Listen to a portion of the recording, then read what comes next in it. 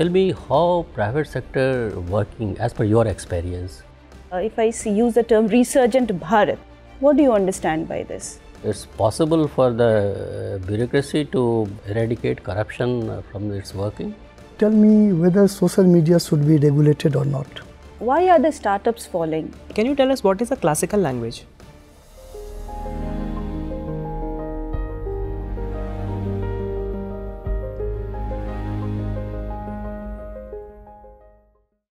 May I come in, sir? Yes, come in. Good morning, sir. Good morning. Ma'am. Good morning, sir. Please be seated. Thank you, sir. Please give a brief introduction about yourself. Sir, I am K N Chandana Jahnavi. I hail from the city of Hyderabad in Telangana. I have done engineering from BIT Mesra and management from IIM Indore, sir. Post that, I have worked with Deloitte for 14 months. And through UPSC CSE 2020, I was recommended to the Indian Corporate Law Service, sir. I have undergone 21 months training, and post that I have been recommended to Indian Revenue Service Income Tax, sir. I am currently on extraordinary leave, sir. Okay, so you are already a part of bureaucracy, isn't it, Chandana? So how did you like your training module? Sir, I really enjoyed my training module because one, it provided me learnings about law and accounting, broadly just the basics of it. Two, it provided an opportunity to work in the field offices of our Ministry of Corporate Affairs. And three, also to understand the daily nature of the job. Okay, Chandana, tell me, you have also had the opportunity of working in the Deloitte, a private sector company, and you have undergone training also in the government and going to be a government functionary very soon. Tell me how private sector working as per your experience, how you found it different from the perspective of style of functioning, policy formulation or delivery system? Sir, based on my experience in both the places, I think the main difference in both the places has been with respect to autonomy of the job. When I was in Deloitte, I was given specific targets and I was not expected to go beyond and above that. But in the government sector, when some file or something comes to us, it is important that we also provide our view on it. That was one major difference. Second has been with respect to team culture, sir. I believe in the private sector, I saw more competition where it, to a point that it becomes ruthless with respect to promotions or salaries and so on. But in the government, considering everything is fixed, I saw a level of coordination which was much better, where people were ready to discuss the issues that pertain to them. If I had to see about a con, I believe in private sector, there was a lot more of efficiency because of the timelines imposed. Whereas government, they were a little more lax on the imposition of a timeline because they believed in the importance of a proper delivery mechanism. Why the government feels that we should not only be dispassionate while dealing with the cases, but we should be not a part of the decision making body while being a part of the body? Meaning thereby we should not only be transparent in our work, but we should also appear to be transparent. So, the major reason I can think is to ensure that we build confidence in the people and in delivery of the service, sir. When we are transparent and also appear to be transparent, we build a lot of trust and that helps in building the mechanism going forward, sir. Do you think that it's possible for the bureaucracy to eradicate corruption from its working? Sir, based on my understanding, I believe that it can be eradicated, sir. But concrete measures have to be taken. What measures do you suggest to at least minimize, if not to eradicate corruption? Sir, according to me, one is to continue the measures that are in place, which is to minimize the public dealership by promoting digitization. Second is to go towards eliminating that amount of discretion and to bring it to a very considerable measure. This in turn will promote a trust mechanism. Three is to strengthen our bodies that are in place, sir, be it the Central Vigilance Commission, vigilance departments in various offices, and to promote the spirit of RTI, sir. Do you feel that women officers in the government, they are faced with certain problems which their male counterparts don't face? Any work pressure or any kind of work-related problems specific to women officers? Sir, I want to speak from my experience Yes, please in government. do. Go ahead, yeah. 2 or 3 measures that I've seen major issues with has been one with respect to child crèche centers, sir. We have provision, but centralized crèche services have been an issue in central government offices, and I've seen certain female colleagues face issues with that. We need to develop and build on that. Second has been with respect to access to washroom facilities, sir. Considering we have a lot of old department, old buildings, a lot more has to be done to enhance the sanitation measures. 3 is the security part, sir. I believe that a lot has improved, but more can be done with respect to it. Thank you very much. Thank you. Chandana, Yes, sir. presently you are in Indian Revenue Service. Yes, sir. Okay, what is the significance of 29th of February for an income tax or for an officer from this department? Sorry, sir, I will read upon this. Okay, what about the financial year? The financial year will end on 31st of March and April 1st will be the beginning of the next financial year. Okay, no problem, Chandana. Chandana, there are 2 forms for income tax. Okay, income tax calculation, that is old and new. Do you have any idea about that? So broadly, the difference has been with respect to exemptions that were given, sir. The old regime has provided that exemptions for income tax limits, whereas the new regime is without the exemptions and a reduction in tax amounts. Okay, so who should file a new one? Whose income should be calculated on the basis of new regime?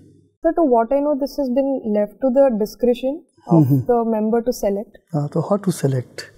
Suppose you are a member and you have the option to select old or new regime. How will you go for that? So there have been certain calculators Yes. where we can put in our income and see which is the minimizing of the tax in both the cases. So for somebody assuming they are earning around 10 lakhs and so on, something to go without any exemptions is a much better rate than to go with exemptions.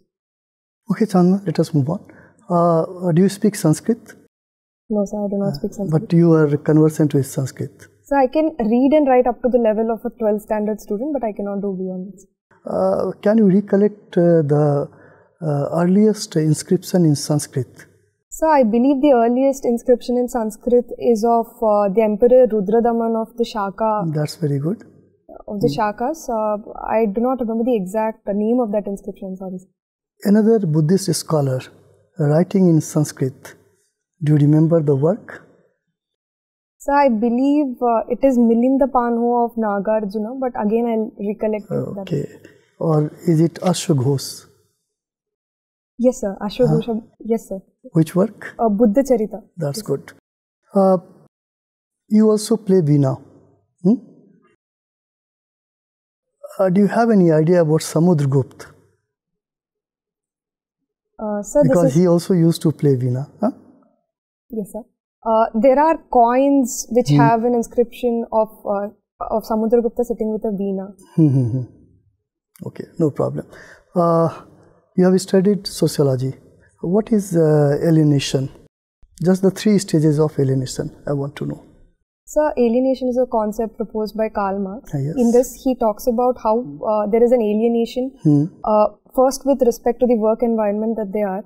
Second is alienation with respect to society, how they become very different from the society. The third level is alienation from self because of the nature of work and the nature of society. Chandana, Max Weber is famous for one very important theory which is just opposed to Karl Marx theory, that is Protestant ethics leading to development of capitalism.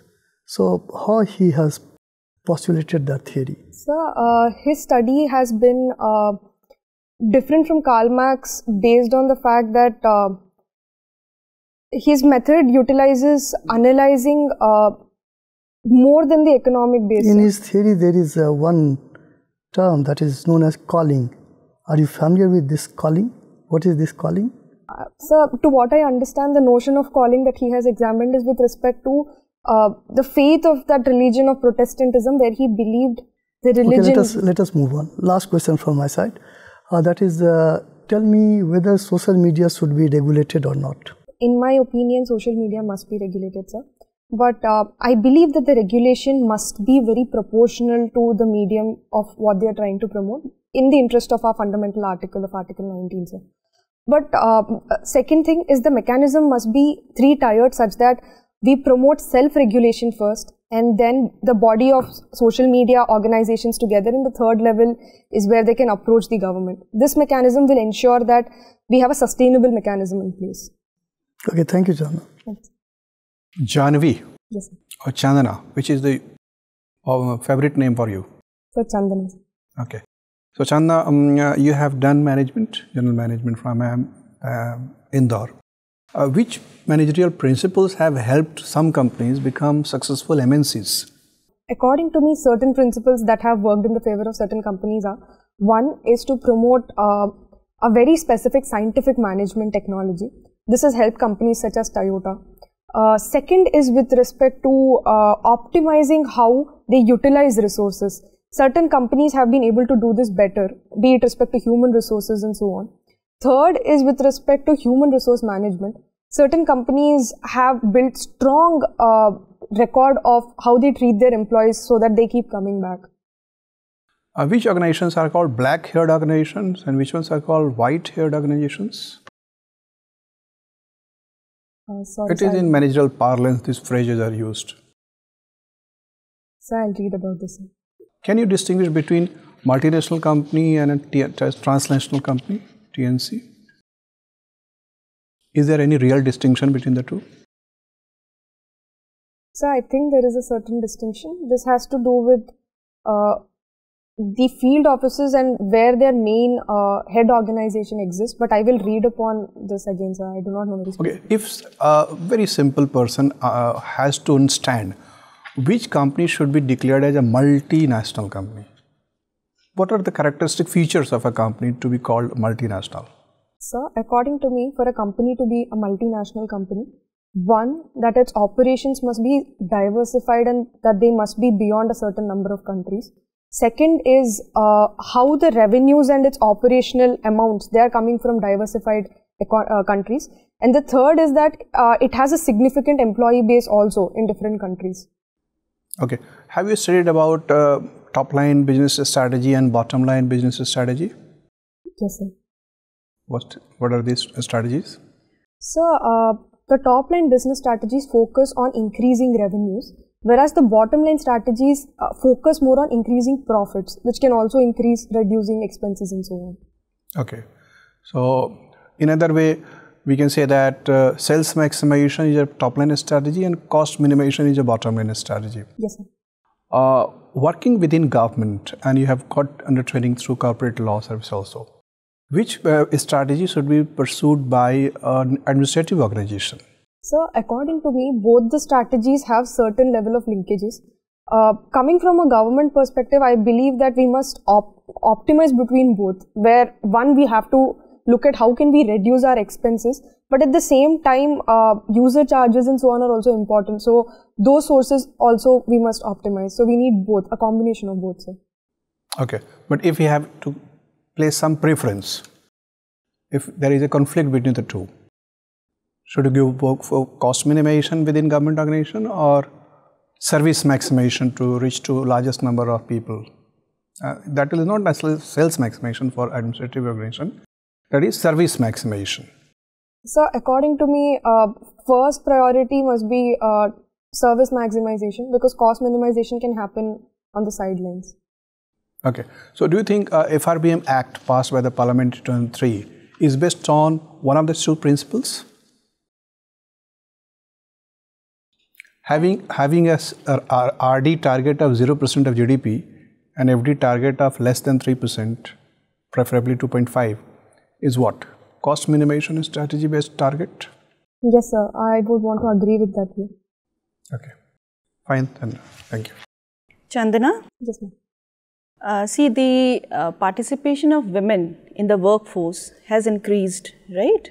And to a larger extent. And they are also breaking the proverbial understanding of glass ceiling as well, right? But we see that women are still not able to reach up to the topmost positions. The top notches are still not occupied by them. it is still being ruled by the so-called old boys club. Why is it so? What has to be done so that they also reach there? Ma'am, I believe that there are multiple reasons to this. One prominent reason has been with respect to how women have multiple responsibilities. And in certain professions, we have seen how women taking a maternity break can impact their progression on a longer run. Second is how women try to balance responsibilities and sometimes are ready to take lesser workload in order to balance their family and child obligations. This also has an impact.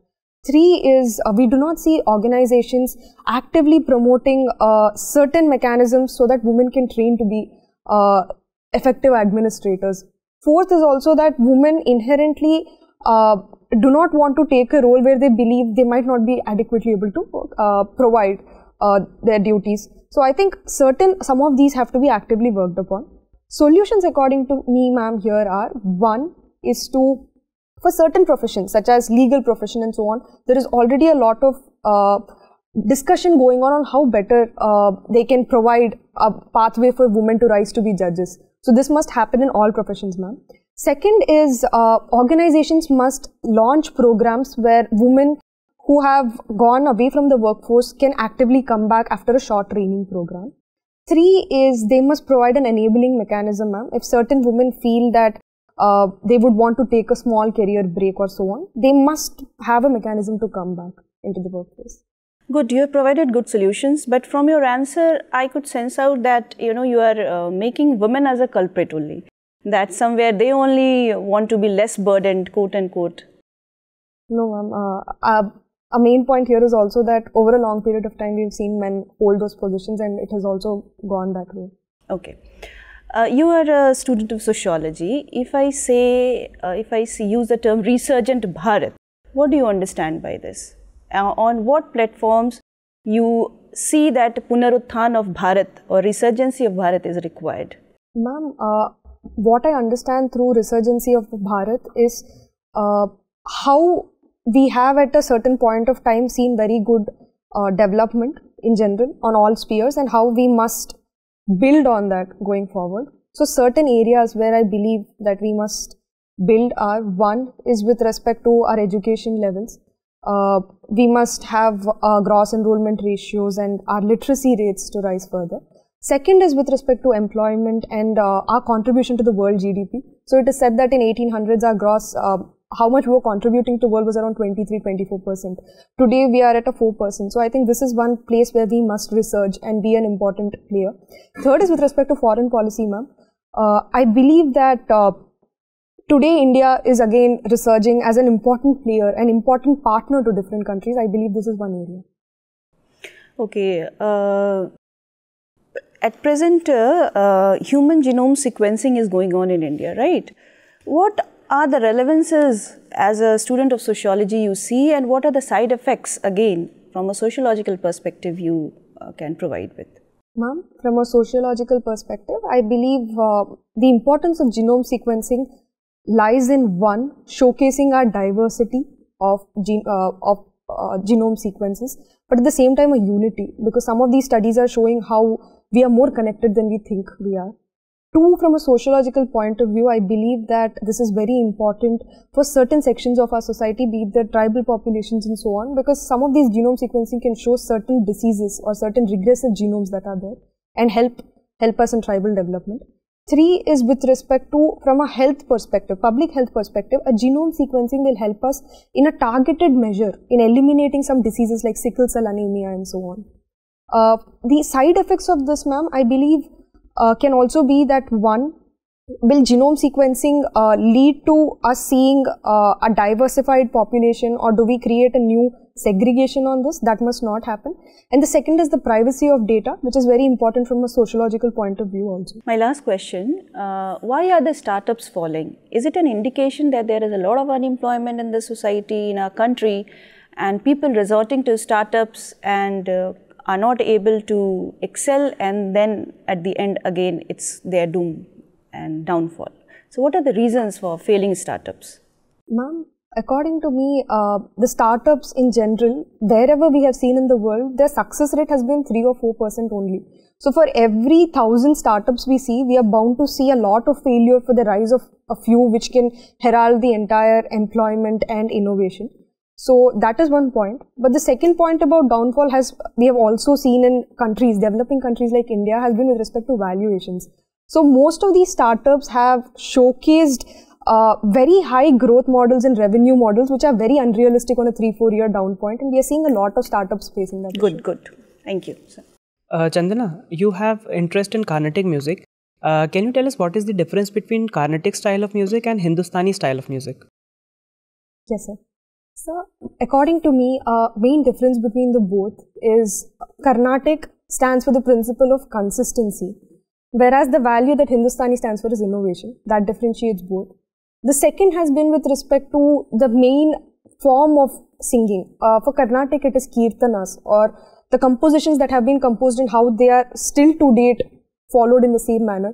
Whereas Hindustani promotes a lot of growth. It is raga based, and a lot of innovation is promoted in a raga. So, do you think that this rigidity element that is present in the Carnatic style of music has led to maybe its less popularity among the younger generations, and maybe because of this very reason of innovation, the Hindustani style is becoming more popular?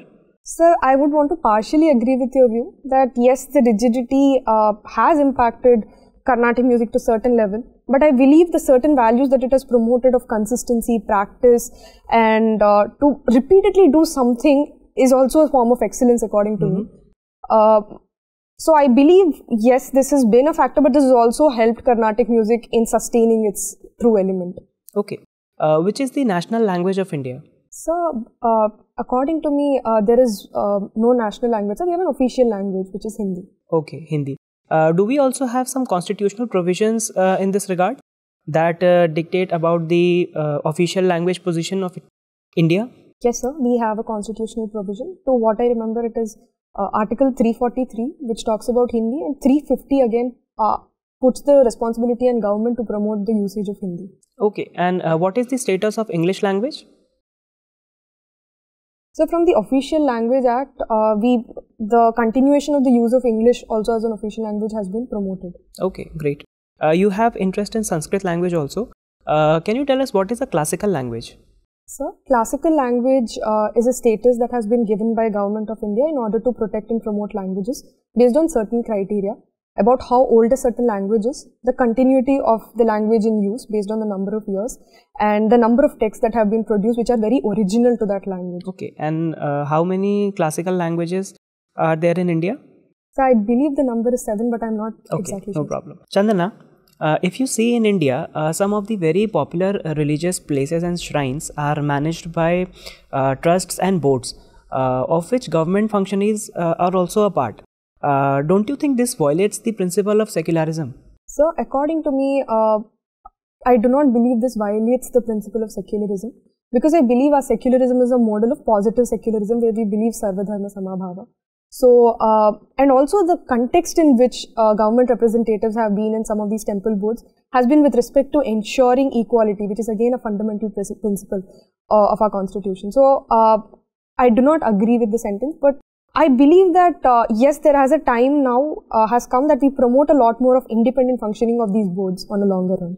Okay, Chandana, my final set of questions. Why tax base is so low in India? Sir, there are multiple factors that have seen why we have a low tax base.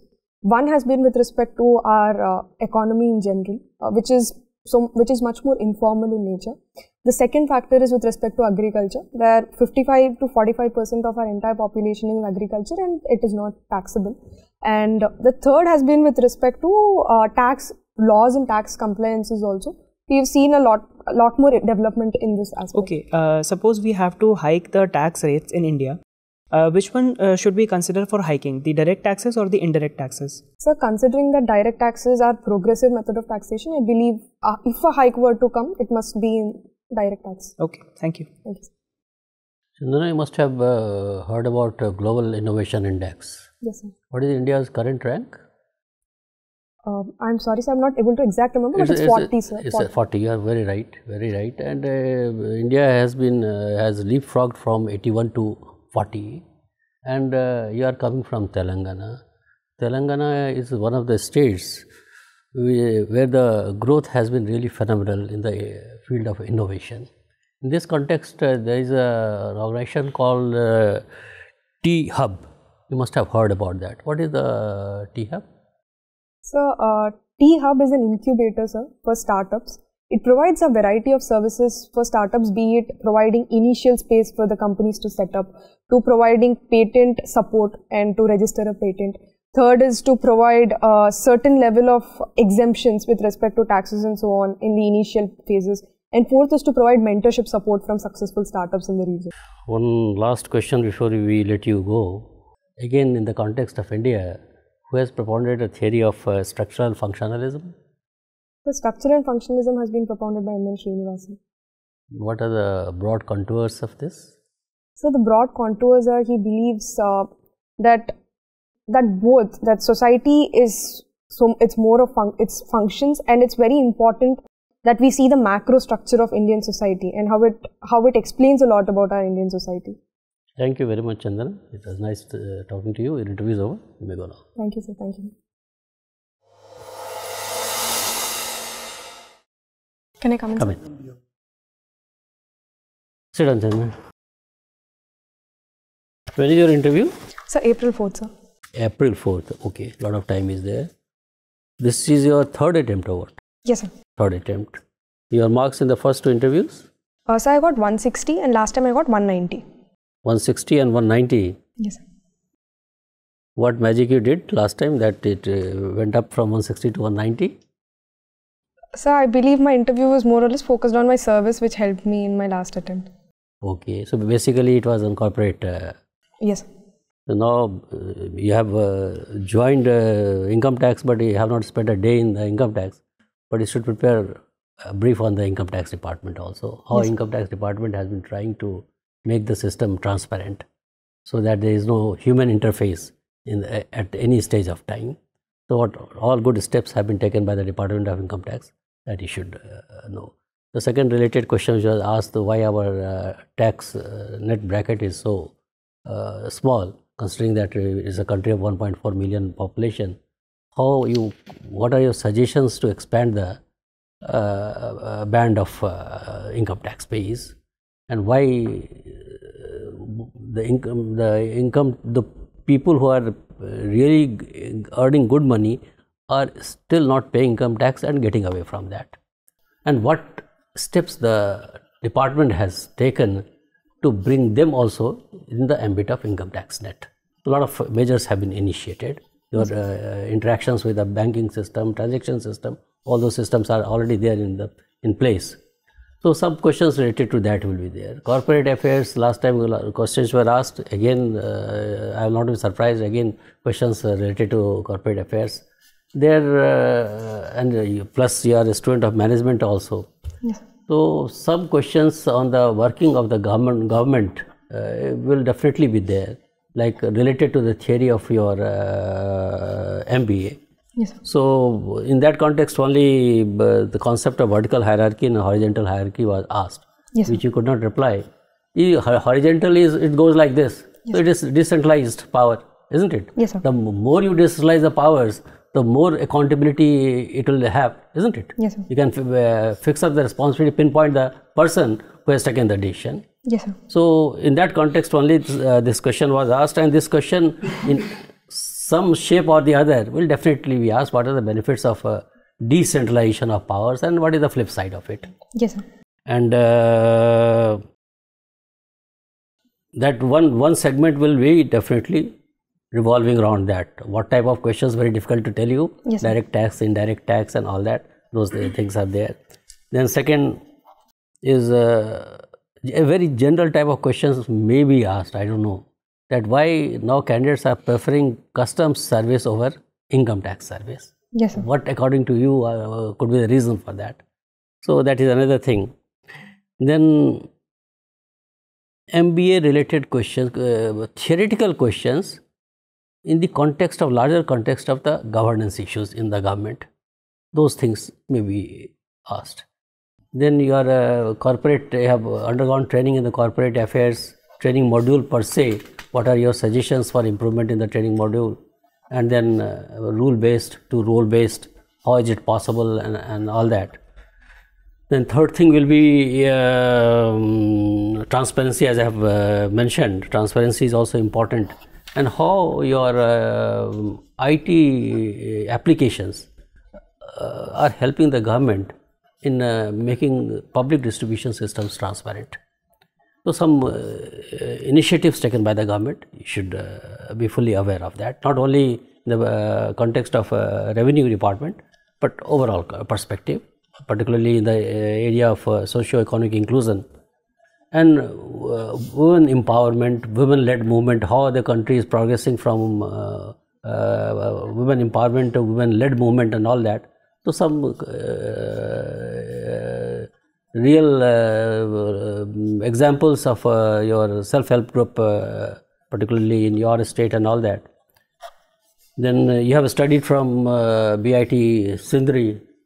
Somebody may be interested in asking you what kind of differences do you see between Hyderabad and Mesra, yes, isn't it?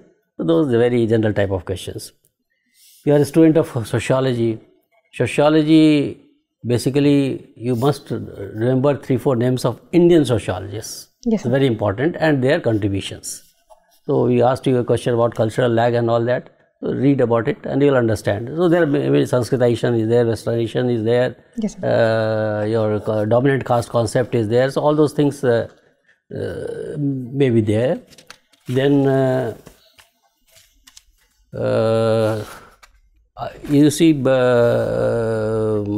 Telangana post bifurcation, how Telangana has gained, and do you think that it has incurred any losses also?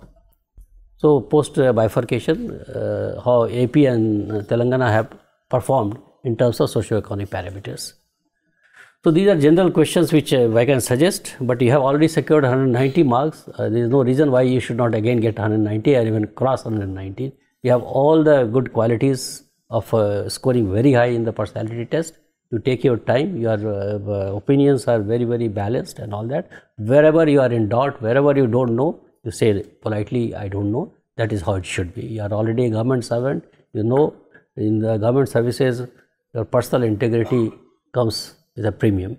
So you should never ever compromise with your personal integrity. And there has to be honesty of purpose while answering questions. Two things are very important. Then third is try to understand intent of the question, what question has been asked. Collect your thoughts, conjure up your ideas, and then come out with answers. And nothing much to tell you. 190 you have already scored it, you have proved your mettle, and we are wish that this time you get better marks than 190 and get into the proper IAS. Yes. Okay, all the best from our side. If you have any question to ask, feel free to ask. So nothing very specific, you've covered all my doubts. Thank you so much. Thank you, sir. Thank you.